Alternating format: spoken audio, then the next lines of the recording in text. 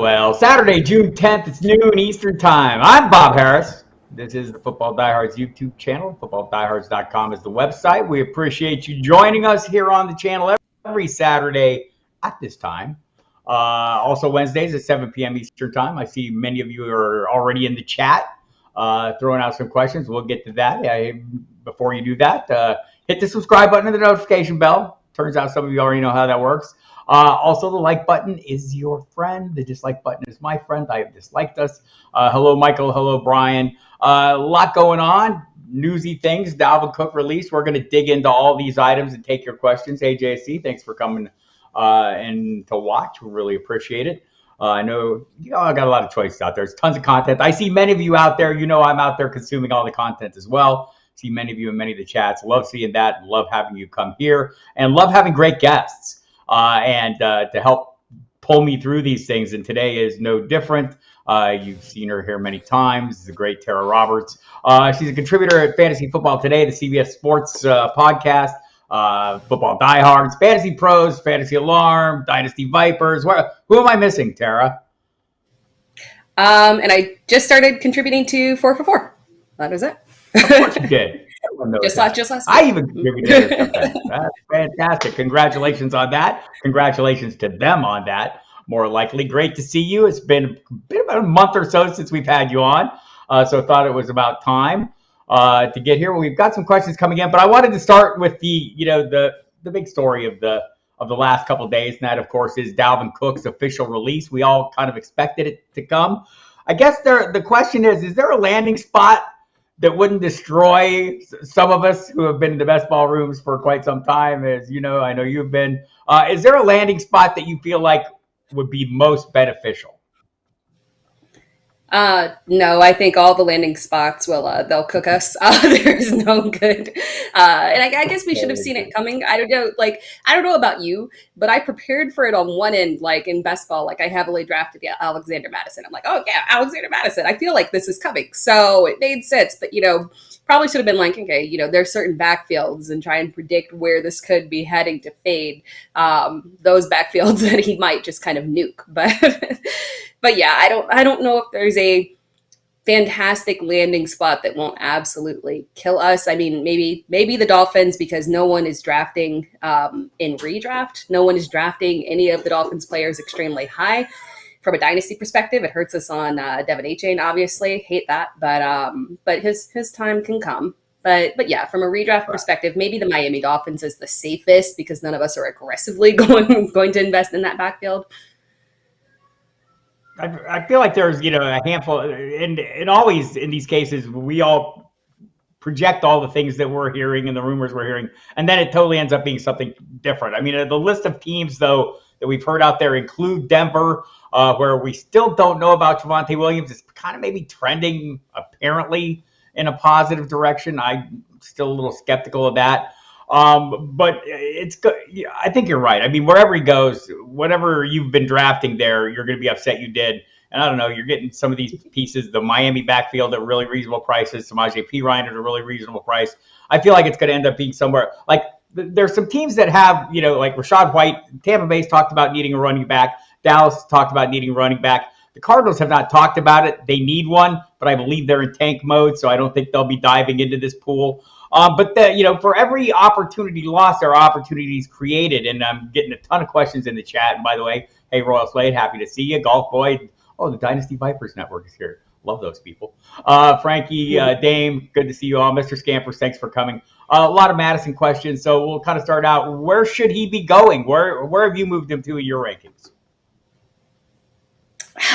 For me, I still think he's a low-end RB2. I don't have it exactly right here pulled up. Should be more prepared. But yeah, I don't think that I would be adjusting him too much from where I was previously, because I wasn't particularly high on Dalvin Cook. He was kind of falling into that range where I would rather take players that have a little bit more upside to them, because even if he had stayed with the Vikings, we were just kind of seeing a trending down direction where he's still getting good volume, but it wasn't that to which you felt comfortable with him as your RB1. So for me, low-end RB2 makes sense, because any of these backfields, the difference between him and, like, let's say, an Ezekiel Elliott is I've got a lot more faith in where Dalvin Cook goes, him being a critical part of the offense regardless, just because while the juice has dropped a little bit, he's still putting out decent enough numbers to, garner plenty of carries within any offense that he goes to. So I don't think there's a huge worry in that there's going to be a team that he goes to and he'll be a fantasy nightmare that we can't absolutely really rely on in any way, shape, or form. So for me, it's still an low-end RB2 situation. I don't think you need to avoid him in drafts. Just don't think of him as someone who, even if he goes to Miami, don't think of him as someone who you're going to rely on as an RB1. Yeah, I think as I'm listening to you talk, I'm adjusting my rankings because I think I did overdo Madison, and I was kind of thinking that, and you just kind of confirmed my feelings. A reminder, people, the Vikings threw the football 64% of the time last year. That's a lot. And also, they're set up to throw the football. I saw Mike Florio of Pro Football Talk had an article this morning that I thought was kind of interesting. He thinks the Vikings, he's a Vikings fan, but he kind of thinks they're low-key tanking there a little bit, or at least in a big rebuild, looking forward to maybe moving on from Kirk Cousins, and they'll see what they can cobble together. But I kind of agree with that, and they're building quite the receiving core, and at some point next year's draft, perhaps, some great quarterbacks, which kind of puts a little bit of a dynasty spin on the Madison question. In a dynasty league, Michael Nichols wants to know, should you trade a 2024 second-round pick for Madison? Oh, yeah, for sure. I think things get borderline when you're talking about a future first and you're not 100% locked in on exactly where that first will be. But I'm comfortable with any second, early second, late second. I think that's well worth the gamble. No, I'm not. I do think there might be some contributors in that backfield. I do still like Ty Chandler just because he profiles so much differently than Alexander Madison and can play like a little kind of, key off to the side explosive role in that offense. So I could see that happening. But for the most part, he's got such a traditional build that we know exactly what we're going to get out of him. And while it's not exactly the high upside kind of, Breece Hall kind of level or Bijan, healthy kind of, these are guys what we feel are just going to be absolutely explosive in the future for Dynasty. I wouldn't, put him anywhere near that level of category, but a second is more than reasonable for him. I totally agree with that, especially like if I feel like I'm in a push this year, like if I feel like there's a rebuild coming. Maybe I want that pick next year's draft is going to be very good. But once you get out of the first round, I'm kind of with you. You never know what you're going to get with these picks. The NFL teams don't even know what they're going to get with these picks. And a sure thing, and I think Madison is good this year and maybe next year as well. So, the contract they give him kind of carries through next year. So I think there's something to that. Totally agree with you. Okay, Dynasty Vipers Network. Was in a draft. The draft behind us right here is going to appear in the Diehards magazine.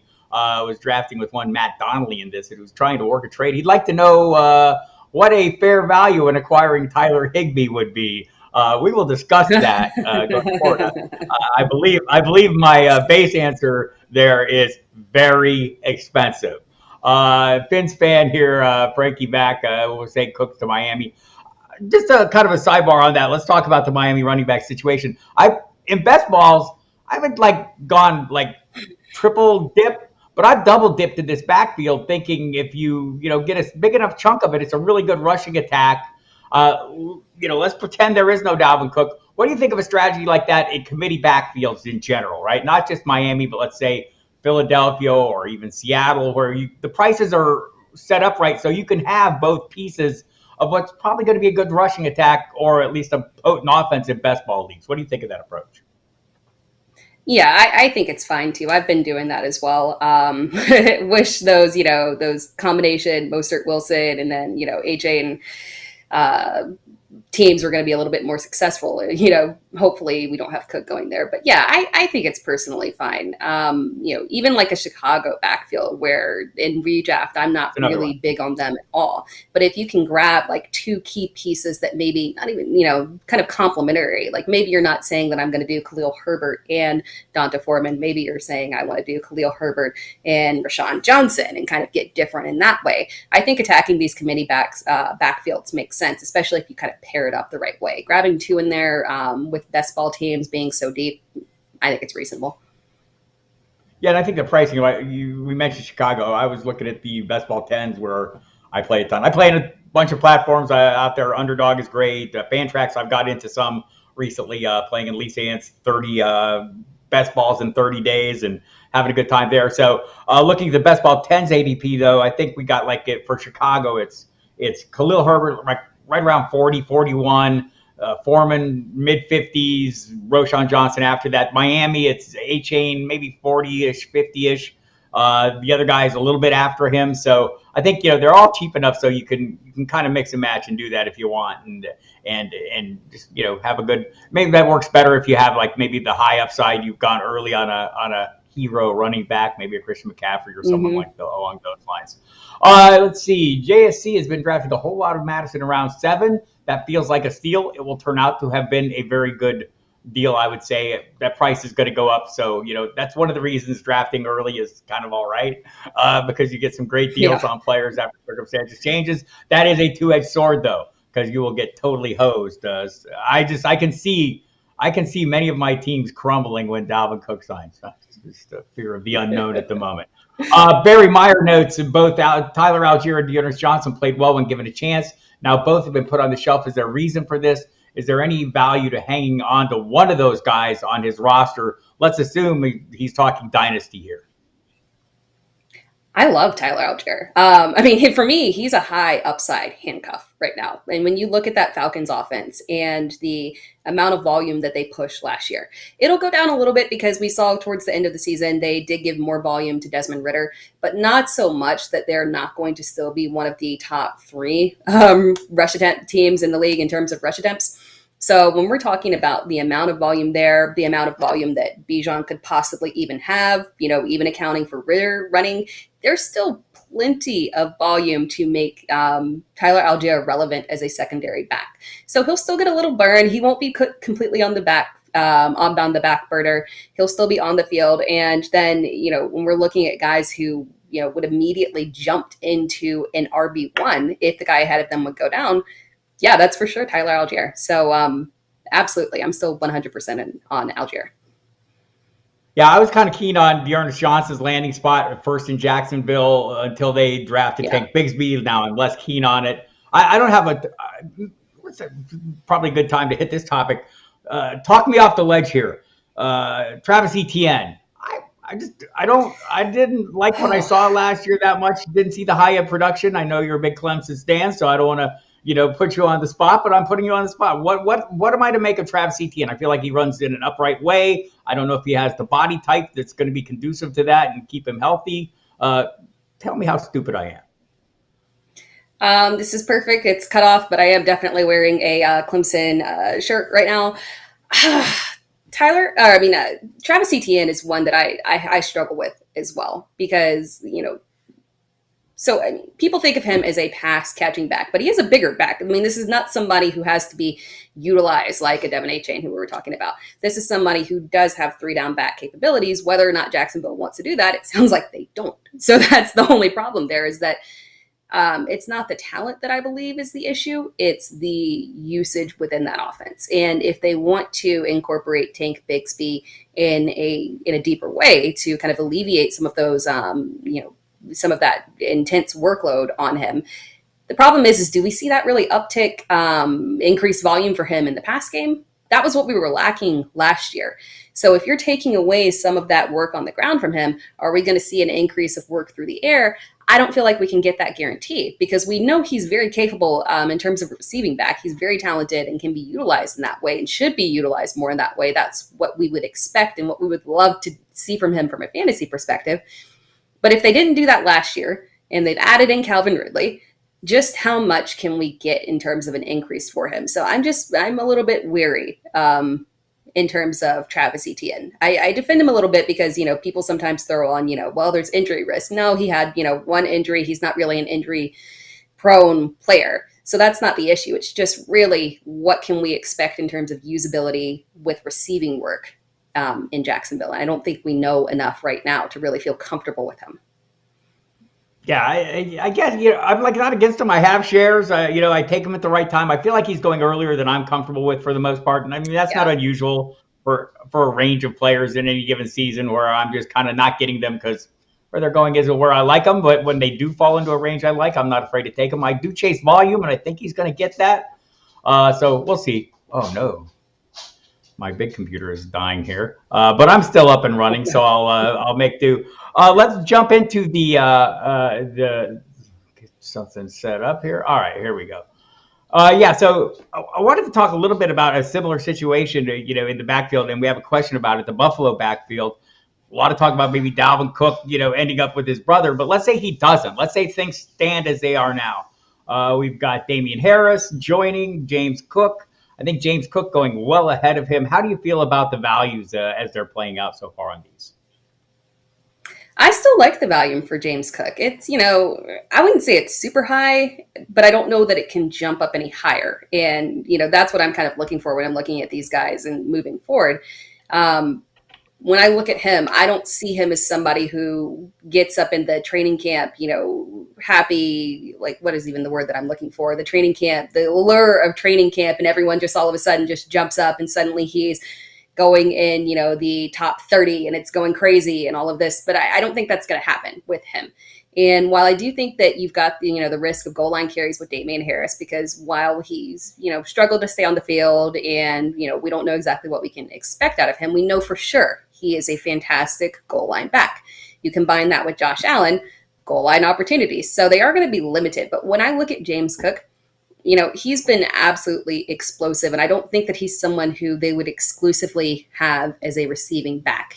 I can see him splitting that early down work in a non-predictable way with Damian Harris. So while I don't think that true 3-down back is well within his capabilities, I do think that he'll get, a decent amount of, maybe 10 to 14 carries on the ground and then receiving work as well. And I do think he has true, mid RB2 upside, maybe a little bit higher if we get some injury stuff that happens and he gets more of an opportunity. He averaged well over 5 yards per carry on the ground. He's just so talented, and there will be enough volume for him in that offense to make a difference. I kind of liken it to a lesser extent of maybe similar to the Tony Pollard, Ezekiel Elliott situation last year, where there won't be as many goal line touchdowns because unfortunately we do have Josh Allen to account for. Dak didn't really, wasn't really showing in that way during the regular season. But when I look at that, maybe it's like a Dallas Light situation where he can creep up, where James Cook can creep up and have that same kind of Tony Pollard relevancy where it's not a ton of carries. Maybe he stays under 200 total attempts, but he's very, very efficient with them. You're listening to Tera Roberts. You know her from many websites. Follow her on Twitter at It's Tera Time. And for reasons what she just said, I'm kind of changing a little bit. I've not been in on Cook so much, but I mean those are great points, and that is like not a crazy outcome, right? That kind of Tony Pollard comp, given the role in the powerhouse offense. That's two of the things that propelled Pollard last year. So that's interesting. We'll hope again that Dalvin Cook doesn't go and squash his brother or anyone else. By the way, quick comment from Brian Larkin. Loves the digital magazine. Great reading, great content there. Some of it from Tera Roberts. You will find her in that magazine, both magazines as well this year. So go to FootballDiehards.com. Use the promo code DIEHARDS for a 15% discount on anything you get there, including our regular season services, Flash Update. But get magazines, or you get the digital magazines. You get some of the online content, all the preseason content is available to you, and all the great apps and rankings, etc. So all the things you want are there. Mr. Scampers wants to know what would be more gross for fantasy football: Dalvin to the Chargers or the Patriots? I can tell you right now, it would be the Patriots for me. And just so I feel like the Chargers have swung and missed 3 straight years on trying to find that complimentary back that used to be named Melvin Gordon, but is no longer there. I think they need a piece, and I think maybe Dalvin Cook, there would be room for that, and I think both he and Eckler could thrive. Although it would obviously be concerned for your Eckler shares, but it would certainly be grosser in New England because Ramondre Stevenson looked like he. I mean, I feel like he needs the full workload where Eckler doesn't. Maybe I'm overthinking it. No, I agree with you. I mean, like off the top of your head, you would think, oh no, we don't want that to happen to Austin Eckler. But we know for sure he has the receiving volume and just pure volume of that offense as a whole to where, yeah, it'll hurt, but it won't absolutely kill him. If we had Dalvin Cook to New England, it would be a total mess. Horrific. Because Ramondre Stevenson, I mean, the problem is that there's so many ways that backfield could go. and ways that he could utilize, because Ramondre Stevenson, he's a true down or 3-down back. So it's like, okay, so Right. do we just want to move him to receiving only? Do we want to also work in, how long does Ty Montgomery last and how long do they want to work him in? So I don't know. It would get extremely ugly. I would dislike that. But I mean, that one is kind of it's an interesting reality, because New England is probably looking at all of these guys coming on the market. Obviously we've got DeAndre Hopkins making a visit there, and they're probably looking around, and maybe they're coming to a realization that they're the last team in that league at this point right now. I mean, that conference, right? Or division. Yeah, division right now. And they just need to probably do a little something. They need to decide, are they going after some of these guys to try and bolster up their offense, or are they going to truly tank and accept the fact that, this is going to be a down year for them and they need to just accept a, high first round pick. So yeah, we'll learn, but I think it's kind of a reality that is something that could happen. Yeah. So DeAndre Hopkins, we haven't touched on him much, and I feel like he's going to take his time. He wants his money. I don't know who's going to give it to him. We'd all heard the talk, and I think we all project these things out to. We want somebody good playing with Patrick Mahomes. I think we all would all like that. I think maybe we have that guy, and his name's Kadarius Toney, but he's got to stay on the field. So there's an issue there. And beyond that, though, there are concerns with that. We've heard Buffalo mentioned, where, I think there's room for another player there. Some of the other destinations, not as great. Houston, I think, the Buffalo, or who else has been mentioned? Oh, Cleveland has been mentioned. I think that's an interesting one, obviously, for the connection. Also, he's going to visit the Patriots, the Titans. Yeah, it doesn't appeal to me that much. Whereas, so the question from JSC is, can DeAndre Hopkins, will he be a top 10 fantasy receiver? I don't see that at any landing spot. Do you? No. I think that's going to be extremely hard for him to achieve. I like him to Buffalo, but I don't feasibly. I don't think that they can make that happen, just because with all the visits that he's having, I think what we're kind of seeing is that his initial wish list of this is what I want, maybe he didn't pair that up with the reality of they cannot afford you. So you need to make a choice. Do you want the fantastic quarterback, or do you want the money? And we're probably going to see a kind of money situation. Now, I think, maybe he could sneak in with New England, because while they don't have the volume, he definitely doesn't have the competition. I love Juju, but if I'm looking at Juju and DeAndre Hopkins in the same offense, I do think that DeAndre Hopkins would take the vast majority of the, of the workload. So maybe that's a situation where he can go to, Houston, again, they've got so many young assets, kind of, the ball might be spread around a little bit. How do we know exactly how much the volume is going to be? So yeah, there's probably very few opportunities for him to be a top 10 asset. I certainly wouldn't draft him that way, or draft him thinking that there's any upside for that. He's still still a wide receiver 2 for me, and he'll have those games where he pops extremely high. Yeah, I totally agree with all that, and maybe a little different role going forward. I've talked about this on the live streams before. Piece by Doug Farrar, USA Today, where he kind of studied the film from last year and thought, and his take is that, this might be a time for Hopkins to transition into that big slot kind of role where we saw Larry Fitzgerald thrive later in his career, and getting tons of yards after the catch and taking advantage of mismatches. So I don't think he'll be top 10 either. I think, I don't think there's a landing spot that affords him that, and I hope it's not Tennessee. I do think the New England would be like a good spot. He has issues with Bill O'Brien from their time together in Houston. Bill O'Brien now coordinating the Patriots offense, but that's like a plus there, that they have just somebody coordinating their offense. They didn't necessarily have that last year. So a lot to like about the situation if DeAndre Hopkins and Bill O'Brien can figure out a way to coexist, and I'm betting they could, because Bill Belichick would write herd on that. Albert says good morning and also wants to know, should he be drafting Etienne or Stevenson in redraft? Royal Slade has an answer as a Patriots fan. What do you think?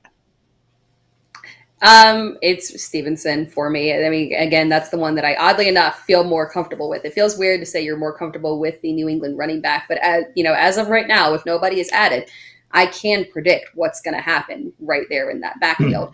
And, with the Jacksonville one, I know we talked about it earlier, but it's weird because it could be the same. Now, granted, it could be the same situation that we had last year where Isaiah Spiller was drafted, and everyone said, Austin Eckler, man, those goal line touches are going to be stolen. You got to worry about him. You got to downgrade him. And it just didn't come to fruition. But it really feels like this is more of a reality in Jacksonville, that a tiny bit of that workload at the very least will be taken. So ETN's the riskier one for me. I prefer to go with the receiving upside of Ramondre Stevenson. I would tend to agree with that. And by the way, I was going to try to open it up, but I'm a little slow on the trigger. Matt Waldman nailed Stevenson in his rookie scouting portfolio a year ago. I mean, he really had it dialed in, all the skills, etc., and they're all coming to the fore. And I believe we'll see them in full force this year. Is Tannehill? Barry Meyer wants to know, Tara, is Tannehill going to be the quarterback in Tennessee? And is Jimmy G going to clear the physical and play? He's got them in, Jimmy G, at least in a dynasty league. Where are you at on those two quarterbacks? I have Jimmy G in a dynasty league too, where I also have Kyler, so he better clear. So yes, I think that Jimmy G is going to clear. I don't think, it doesn't sound like there's any panic coming out of Vegas, so I don't think we need to panic on that. I don't think that him getting cut is, I know we had the whole, medical cut that can happen. I don't think that's a reality either. Tannehill is the one that is, that one is interesting for me. I don't think that Levis is going to push for that starting job right now.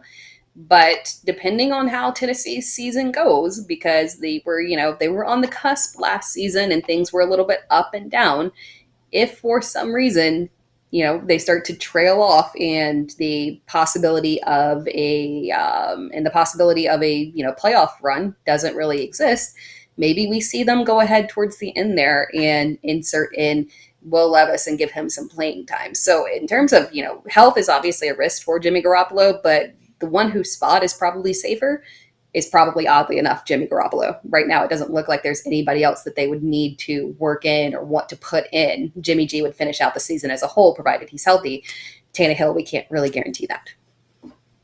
Yeah, I'm totally with you. And for right now, Josh McDaniels had some comments that I think, he has inside information. I'm betting he does. That suggests that the quarterback is not a concern. I mean, it is obviously a concern for, having a quarterback who has been unable to stay on the field as much as they need. And given the lack of depth they have there, it's a little worrisome. But I'm with you. I'm kind of grabbing Garoppolo. I've got him as a quarterback 3 in some of my best balls. I feel pretty good about that. He plays with a guy named Devontae Adams. I'm told that fellow is very good at the football.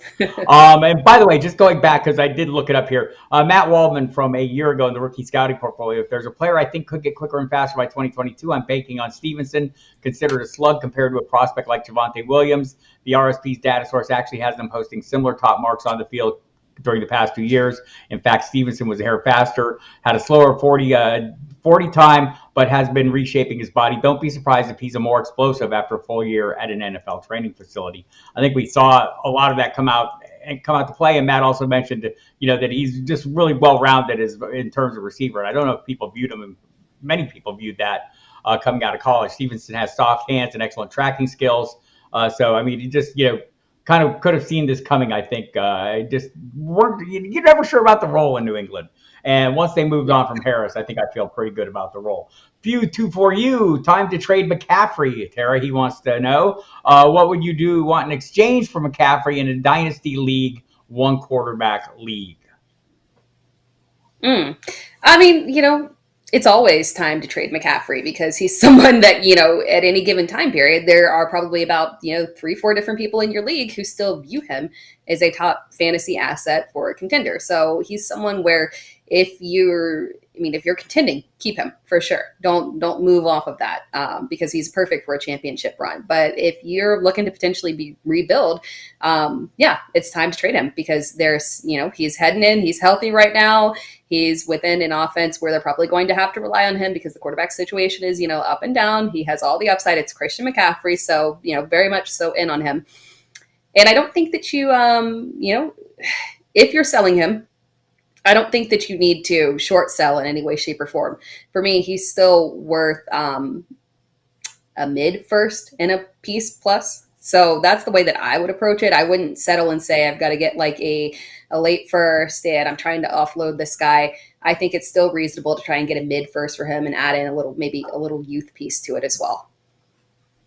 Right, you're still getting player and a half nearly production in general terms, right? I mean, there are players that are obviously closer to him than that, but just looking at the bigger picture, running back, I would be asking for. I think you got it right in the right range, and I am looking. You made the great comment. Always time to trade McCaffrey, unless you're making a big push for a championship. If you think you've been building a dynasty team and this is the year that it's all coming together, maybe you hold on, but obviously you wouldn't be thinking and probably asking this question if that's where you were at. So I'm totally with Tara on this one. Brian Larkin wants to know, which Detroit running back would you want inside the 5-yard line, Gibbs or Montgomery? Oh, the inside the 5-yard line caveat. So I would still want Swift overall. Now I know, so Detroit, they had it very clear and defined, like, this is what Jamal is doing. This is what, Gibbs. Yeah, this is what DeAndre is doing.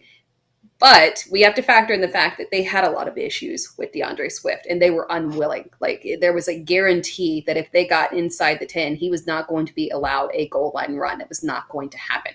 So I don't think that they're going to have that same bias with Gibbs. So while I do think that Montgomery is going to still, have a heavy, goal line, red zone opportunity, I don't think that they're going to completely ice Gibbs out. They see him as a very special back, and I do think he'll get more opportunities. So yes, it may lean towards Montgomery, but overall, it's still Gibbs for me.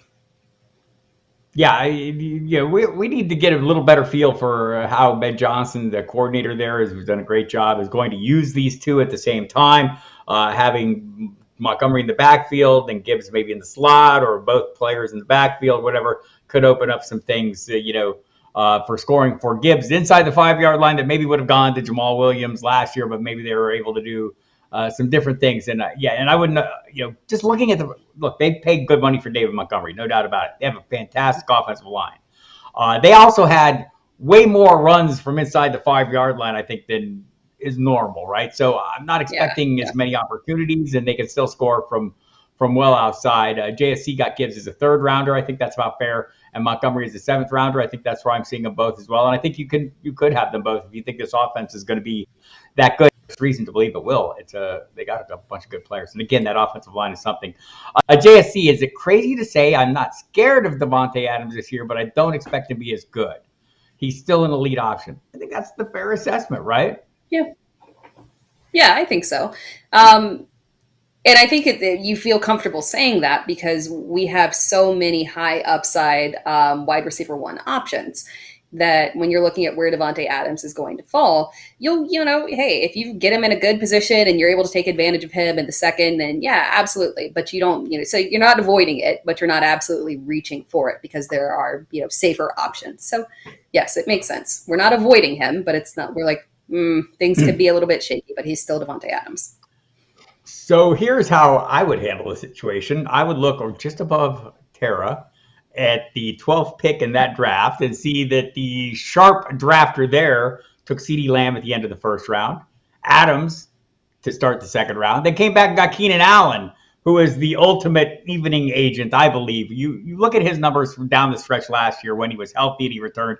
I want to say he was wide receiver 6 over the last, from his return on. I want to say from week 11, but maybe it's week 12. But in Lamb and Adams, I have nearly 350 targets from last year, and then you throw in Allen, who, if he's healthy, then T.J. Hawkinson, also a big target monster. So I do think that Adams maybe is falling down a little bit further than he would.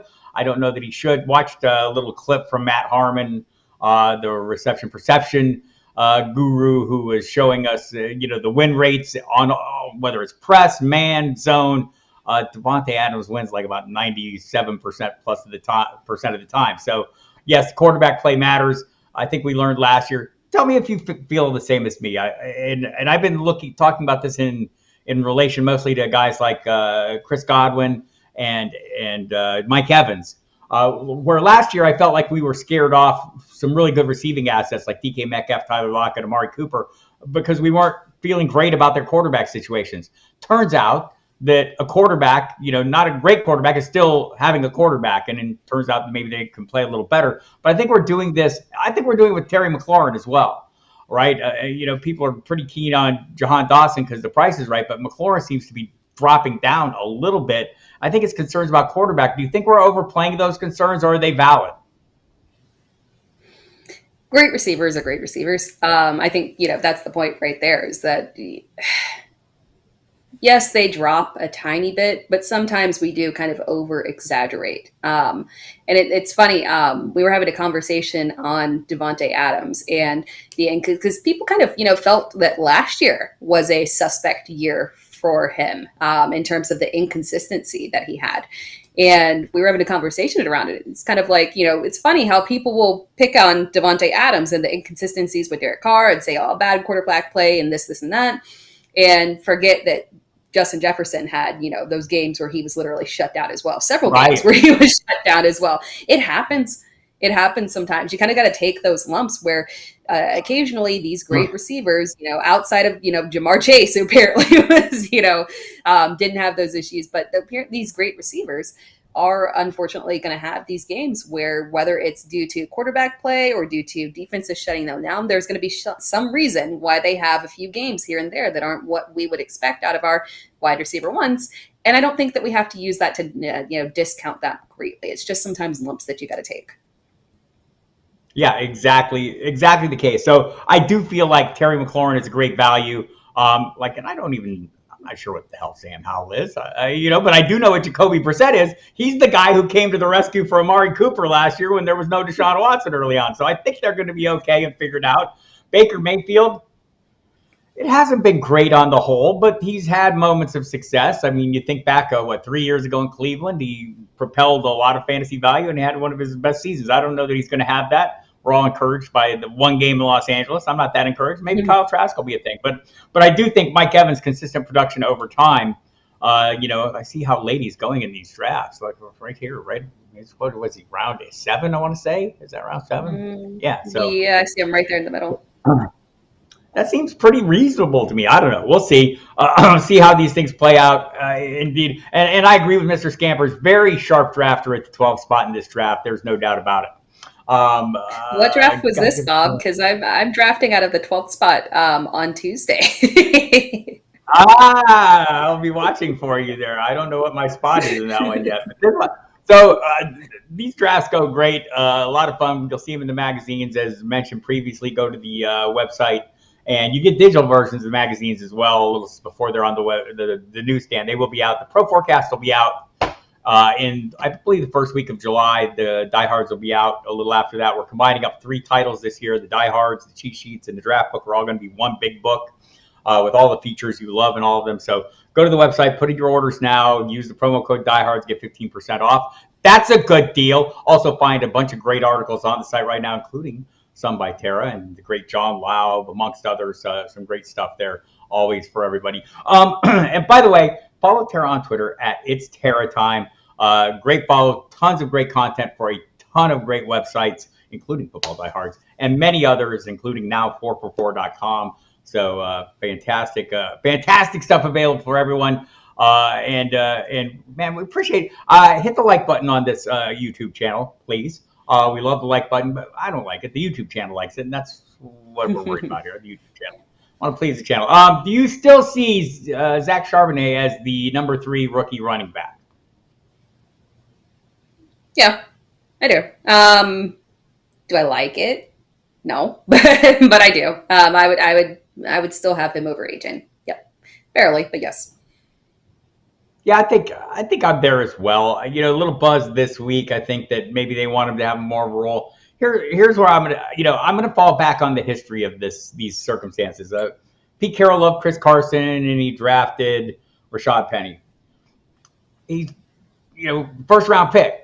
Still, he loved Chris Carson, and Chris Carson was still the primary back for some period of time until he couldn't be. Then they had Rashad Penny, who had a great finish year, and they draft Kenneth Walker, and they still liked Rashad Penny until they couldn't. And injuries, slowed his role. And then they love Kenneth Walker, and now they grab Zach Charbonnet. I don't know if they aren't going to keep liking Kenneth Walker just as much until they can't. And I think that's kind of been the history with this team. They're going to have these backs, and some of them are going to be pretty successful. It does, for me, it creates value for both of them. Having them, 2 guys on the same team and some level of uncertainty, it creates some value. You look at that draft. Where did Walker go in this draft? I'm trying to do a quick scan. over Muir. Oh, he went in the third round. So yeah, second half of the first round to the great Nick Mackay. He's a talking cat, people. Mr. Scampers knows what I mean. So yeah, I think that's like some value. I'd seen him going, prior to the draft. Certainly, I'd seen him going, earlier in the second. So yeah, it's creating a little bit of value there. I'd like it to create more, but it hasn't yet. And by the way, Rashad Penny is still waiting for you out there in round 10. People, don't shy away. You got to know Pete Carroll. That's true, and I do know Pete Carroll, who is the reason I swore, the only time I've ever sworn on my SiriusXM Fantasy Sports Radio show in over a decade was Pete Carroll. I blame Pete. Thanks. Historically, Barry Meyer says Green Bay has kept their quarterbacks for many years. Will that be the case now with Jordan Love? I don't know. What do you think, Tara? I think so. I'm a wee bit biased, but I think what we're going to see with Jordan Love is that he's going to do enough this year and showcase that he does have the capabilities to earn a contract, additional contract extension. So I think we're going to keep seeing him, and they're going to give him a chance. This is not going to be I don't think there's anything that he will go out there and do this year to make him kind of a one and done situation where they go out and say, okay, we've got to draft a quarterback. They do poorly. We've got to draft a quarterback and kind of start to prepare to move on. I don't think that's going to happen. From all that I've heard, the reports are good. It's not a, greatest, quarterback to ever happen. He's going to be the next Aaron Rodgers, but we're hearing that, accuracy is not an issue. The arm strength is good. He's making good decisions. So everything sounds like he's a very well-rounded quarterback, and that he's going to step in. And this is a young team, so there's going to be some ebb and flow and, ups and downs in terms of how they, they're growing together. But that's a good thing. They're going to be able to grow together and progress. And I think this is going to be, it's going to be fine. We're going to see Jordan Love, beyond next year, in my opinion. I've said this a few times, but I think this is we don't know enough about Jordan Love to make any hard and fast proclamations here, but we do have some information on the Green Bay Packers as an organization, and I'm pretty sure they're responsible enough not to move on from a 4-time MVP just without thinking they had a pretty reasonable plan B in place. The NFL teams just don't do that in general. You just don't move on from somebody without having somebody you think can do the job. I think they believe he can do the job, and I have no reason to think that they don't know what they're doing at this point. For me right now, I'm viewing Jordan Love as a quarterback too, and maybe might be going on the borderline of barely just making that grade. And I think there's upside there with a great young receiving core. And the point you made is the point. They're setting this up so he and his receiving core grow together. So they're plotting this for the long term. So I agree with you. It would take some kind of total implosion or disaster for that not to be the case. JSC wants your thoughts, Tara, on DK and Debo. They've been going too high for his liking. Any thoughts for you? Where do you see the value there? I think DK is fine. I know we've got JSN coming in, and that kind of, throws a wrench because now we've got Seattle's offense has always been, 2 great receivers and literally nobody else to contribute. So it's been, a condensed target share there. But JSN coming in there maybe shakes things up a little bit, but not to the point where I'm extremely concerned that DK in particular is going to suffer the most. Debo is one that is a little bit concerning for me. I don't find myself, I'm not saying that he's someone that I will not draft or I'm avoiding or anything like that. And it's tough to really trust the words that come out of San Francisco's camp because we've had a jaded history with buying into the stuff that comes out of there. Because right now, I'm trying to keep my expectations low because I want high hopes for Brandon Ayuk. But everything coming out right now is Brandon Ayuk, amazing. He's the one. And so we kind of maybe got to temper our expectations a little bit. But I do get a little bit concerned about Debo because he does have to be utilized in a specific way within that offense to have high fantasy upside, especially if they're going to increase the usage for Brandon Ayuk, who's, he had, solid usage, but obviously there was massive room for him to have increased targets within that offense. Then we combine that with the fact that the quarterback situation is a little bit unknown right now. There's things, what are the preferences going to be in terms of who is coming in and playing? So Debo is one that's a little bit shakier for me. Brandon Ayuk obviously has that discounted ADP coming in, but we're not getting that with Debo. And there are about 1,000 different ways that this can go. They could aggressively rely on their run game. We've talked about Christian McCaffrey. They've got Elijah Mitchell, always my Elijahs, which one? Elijah Mitchell in there as well that can, aggressively help them, focus on their ground game. And, maybe targets are a little suspect for Debo. So, yeah, I agree on the Debo side. That one is one that's a little bit concerning for me. DK is, it's DK. He can always get his by any means necessary. So that one doesn't concern me as much. I think the point where you see going in this draft over our shoulder, that middle of that third round, is a sweet spot for me. That's where I'll find myself taking them generally as a wide receiver 2 or 3. If I'm still drafting wide receivers, I take various approaches. We're just, your general approach so far this season, Tara. Are you going a little receiver heavier? I know we've talked about it before, and I think we both kind of planned on doing it. I feel like I've been pretty successful, maybe to the point now where I'm starting to find myself taking running backs a little earlier in some of these best balls just to kind of compensate a little bit, zig against my own zag. But I do think this is the approach. Where are you at? Are you doing it? Or are you having success with it? I always tend to be receiver heavy, but I love a good hero RB strategy.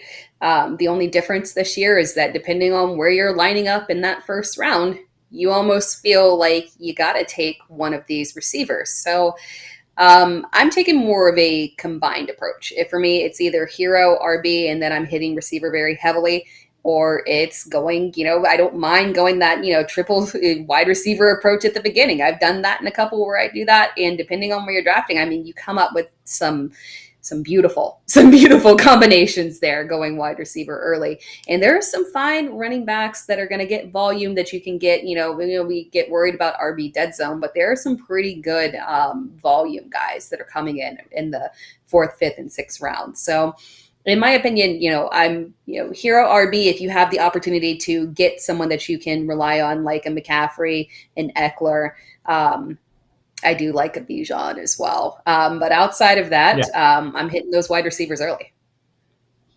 Yep. And I feel like pretty good. Like, again, this draft behind us is a pretty good example of how it's been playing out for me, where I get, look, maybe Cam Akers is not the end of season Cam Akers. Maybe James Conner is the same James Conner as like double digit, has been a touchdown machine over the last couple of years, at least, in an offense that I don't know what else they're going to do. So I think this is the kind of outcomes you could expect a little bit. There is a range of running backs, and if you look at the board there behind Tara, just that round of, I want to say round 5 or 6, Akers, Pierce, Madison, Sanders, Swift. I thought Swift went a little early for me, but I think there's plenty of value to be had there. JSC wants to know, will T. Higgins be a top 15 wide receiver? Yes. Yeah. I think we'll see kind of you got to kind of look at his season last year. When you're looking at the statistics, there were a lot of, I hate to pick and pull and stuff like that, but he was somebody that had those weird games where he would show up and, run a route or and then not run at all and would be done for the rest of the game, and the weird injury stuff that happened. So when you're kind of looking at in his average per game, you do have to take into account that there were some games in there where he missed a significant amount of the game in terms of his average. I think that when I'm looking at T. Higgins overall, I don't like to discount players for, potential injury risk or past injury risk, because that can happen to anybody. So when I'm looking at the upside of T. Higgins, Joe Burrow, same offense, everything is good. He's still somebody that I'm still drafting as a top 15 wide receiver. Yeah, I think, I don't feel much different than I did last year, where, you were drafting both those guys in that spot. I feel about the same. I don't think that's changed materially. In fact, I think we're all kind of a little bit off, Tyler Boyd a little more than we were probably last year, which probably adds to the vibe for Higgins and Chase. And I like the way they used Chase down the stretch last year a little bit in some different ways than we saw, not just focusing on the big play, but maybe a little more on the volume and the using them in the shorter and intermediate routes. So would have taken Swift over Akers and money over Connor personally, but good draft. Thank you, JFC. I appreciate that. Barry Meyer, I've always felt the wide receiver is only as good as a quarterback. So is there any value to wide receivers in Tampa Bay, Carolina, Houston? I think we just kind of sorted through that, but just, go ahead and throw out your thoughts on Carolina and Houston, if you will. I feel like I see a lot of wide receiver fours, going on teams, and there's Nico Collins going, I'm here. Is there anything to this? So I'll hit Carolina first because that one's more of a concise one for me. I need more information out of Carolina before. There's not enough at all in terms of where the target share could be landing, what the roles are shaking out as. I don't have nearly enough information to really be able. They're all late rounds, so at this point you're not taking a massive amount of risk with any of them. So they're not risky options, but I want to get more information from that organization to kind of feel out where they're shaking out in terms of wide receiver 1, 2, and 3. With Houston, I feel a lot more comfortable because the talent is young, because the talent is explosive, and because I feel like when I'm looking at that offense and the depressed ADPs, there's so many different ways that you can go. Nico Collins is someone who I'm loving as a good value pick. I liked what I saw out of him last year. I think he can pop as the wide receiver 1. I know we get a lot of Tank Dell, fantastic news coming out. So, maybe his ADP rises a little bit, but he'll still be a strong value pick as well. John Mechie is going to be a strong late round value pick as well. So when I look at Houston, I love all of their players, as if I can't grab one, I'll grab the other.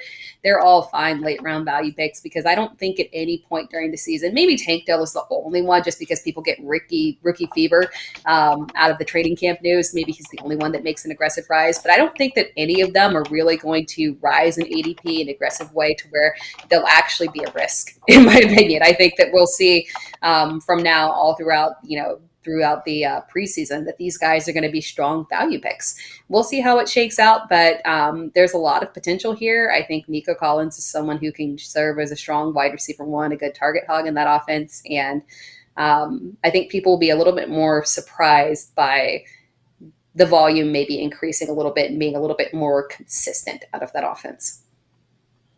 Yeah, and Barry, if you missed our conversation about the Tampa wide receivers and just kind of these kind of situations in general, catch the replay and scroll back a little bit from this time point. And you'll hear it. We kind of go in depth on our thoughts on that, and we do have thoughts on that. So if you had joined late, and by the way, anybody who joined late, there's replays of this available. There'll be shorts made out of this. You'll be able to watch them in perpetuity on the Football Diehards YouTube channel. You should be subscribing to that and hit the notification bell. You should also hit the like button or the dislike button. I hit it once.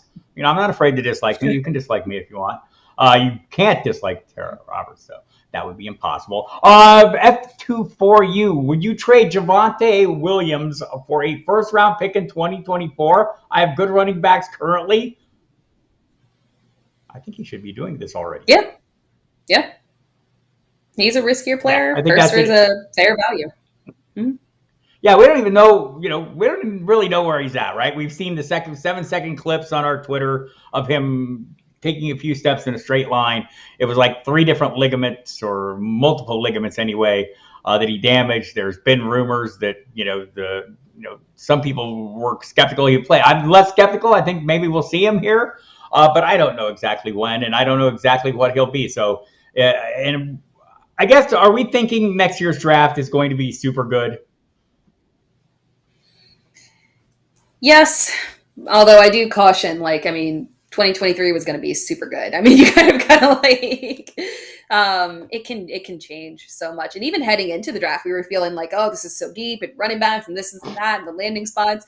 And the NFL just drafted us out of optimism to where it can go so many different directions. So yeah, I'm feeling positively about the next class, but obviously it could go 1,000 different ways. Brian Larkin has a great question here. I hope Royal Slade's still here because he'll have an answer as well. Who would you consider the number 1 wide receiver in New England? Could it be Tyquan Thornton? I don't know if it could be, but all my 20th round shares of Tyquan Thornton would love for that to come true. I don't think it's going to be Tyquan Thornton, although, you mentioned the value pick. It's kind of a fantastic value pick. I do think it'll be Juju. We saw out of him last year. Obviously, once he had that concussion, things kind of went sideways. But he was serving as obviously wide receiver 1. Obviously, Travis Kelce was, wide receiver 1. But he was serving as the technical lead of the receiving corps. And I think he can do that clearly again in New England. think we kind of discount Juju a lot just because we, he's funny. He's kind of fun to, make jokes about and whatnot. But I think the capabilities are still there. So I think he's still the wide receiver 1 there for me. And Royal Slate concurs with that. PPR thinks it will be Juju. I would agree with that totally. I was just being hopeful about my Tyquan Thornton shares. Or D-Hop, says Royal Slade. Yes, I think that's we're all. I do think that might be an ideal landing spot, right? I mean, just assuming he can get along with Bill O'Brien. And I think, Bill Belichick can maybe calm those roiling waters there between the two. He's a very calm man, is Bill Belichick, I'm told. He's on to the next thing already. Is this the season, JSE? We've got a few more minutes with Tera Roberts here. If you have a question, get it in now. JSE wants to know, is this the season Kyle Pitts breaks out? What's the crystal ball in your house, say, Tera? This is the season he is more consistent. I don't think this is the breakout, because they've still got stuff that they have to work through with Ritter and his development. I think this will still be a little bit of a developmental year. They'll still be extremely run heavy, but this could be the year that he is more consistent. So this is a fine year for him, but I don't think this is going to be his, breakout into the Travis Kelce heir apparent year. All right, fair enough. So I have a question or two for you, just in general. Do you care if Brock Purdy is the starter for San Francisco to open the season, or are you drafting players without much regard to who the starting quarterback is to open the season? So San Francisco's quarterback situation doesn't really affect where I'm drafting where I'm drafting everybody other than the quarterbacks. It's only affecting me in the fact that I'm avoiding Brock Purdy and Trey Lance and not drafting them, and a little bit concerned in that area. But it doesn't matter which one of the quarterbacks it is for me, as long as it's not Sam Darnold. As long as it's one of the two, I'm fine with any of the pass catchers and the running backs. Kadarius Toney, where are you at on him? I want him to be the wide receiver 1. That is where I'm at on him. I don't think I will draft him at value. I think his ADP is fine. I know some people are concerned that it's a little bit too high and that it's too aggressive. I don't think it is right now when I'm kind of looking at the guys that are around him. I think the upside is probably higher for him. He's just a whole lot riskier. So depending on where you're drafting him and where he's falling, like if I'm looking up in that draft board and I'm seeing, Brad went aggressive at wide receiver and then took Kadarius Toney as wide receiver 5, that's perfectly fine. It's not somebody, if he pans out, it's fantastic for your team, then it's not a huge risk. I would not feel comfortable if I were going running back heavy, running back heavy, or quarterback early and tight end, and then I'm getting Kadarius Toney as my wide receiver 1. I would not do that. So it really just depends on how he's fitting into my team and the value that I'm getting him at. I like Kadarius Toney. I would like him to be the wide receiver. Brad Cruz's build was very interesting. This is not, Brad he's a super smart, high stakes player. He has evolved over time, right? He's never been an early quarterback guy. This is the earliest you'll see. And he's mentioned that. He says you have to evolve a little bit. And I liked his build an awful lot. That you pair up Mahomes with potentially his wide receiver 1. I thought he did a really nice job there. So one last question in the chat from Barry Meyer. Is Courtland Sutton going to be Denver's wide receiver 1? I don't think so. I lean towards Judy. And things are still kind of shaky in terms of how that's all going to work out, but it's still Judy that I believe is going to be the clear wide receiver 1. When they're on the field at the same time, it's still Judy. So Sutton I'm treating as the wide receiver 2 in a questionable offense.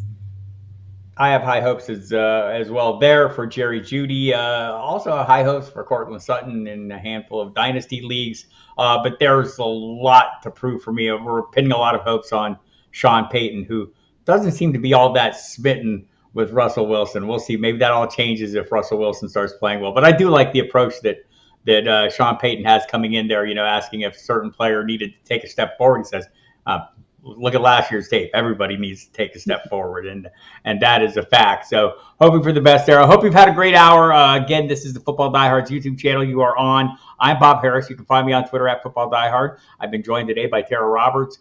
You find her on Twitter at It's Tera Time. All her work can be found there. You'll find links to everywhere. Catch her at CBS Sports Fantasy Football Today podcast. Fantastic there. On the Football Diehards website, on the FantasyPros website, on the Fantasy Alarm website, on DynastyVipers YouTube channel, and now at 4for4.com. Also, stochastic Fantasy Points Live, many associations, and kudos to all of them for recognizing the talent as we do here. She does great work. You can catch her on the Football Diehards radio program on occasion as well, and you can listen to that tonight, 7 to 9 p.m. Eastern. Tonight we will have Jamie Calandro from this very Football Diehards website will be joining us in an hour or two. We'll be covering a couple of teams. I could tell you who they are if I went and looked.